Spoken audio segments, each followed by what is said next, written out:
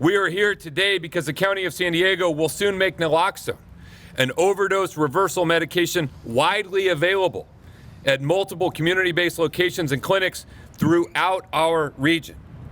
In 2020, San Diego County recorded 457 fentanyl-related overdose deaths, a 200% increase in 1 year, from 151 recorded deaths in 2019. Now, we know overdose deaths have been increasing systemically over the course of the last decade. But what we have experienced in the previous 24 months, along with finally having a board of supervisors that will support these efforts, have brought us here today. People are dying now. The most immediate thing we can do is to get naloxone into the hands of people, of community members who are around folks who might be vulnerable to overdose. With fentanyl, timing is everything. Our first responders have been heroic adopters of naloxone and have expanded its use dramatically over the last several years. But by the time a first responder arrives after a fentanyl overdose, it will often be too late. We need community distribution of naloxone so we can have community administration as soon as possible in the midst of an overdose. We on the EMS side, we respond very quickly. It's not always, unfortunately, quick enough. Having the naloxone available for a family member, friend, anyone to administer in those first couple minutes can really make the difference between life and death. Unfortunately, in the last 3 shifts, I've had 3 narcotic overdoses, and one of them did not survive.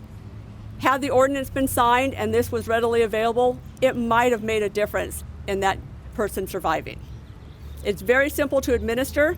2 fingers along the top, 1 on the bottom of the red plunger. Insert it into the nose, either side, and simply squeeze the bottom. Hold for a second or 2, and that's all there is to it. I've saved numerous lives myself.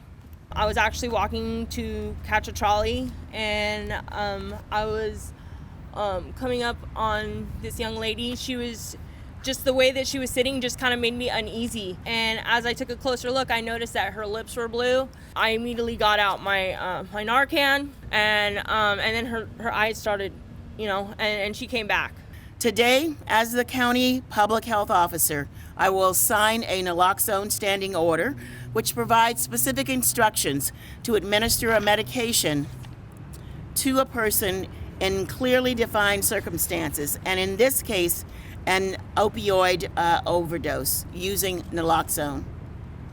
This standing order will allow community organizations to distribute without a prescription to anyone at risk for an overdose or to a family member, friend, or other person able to assist, and allow the administration of naloxone by a family member, a friend, or a bystander to a person suspected of experiencing an overdose.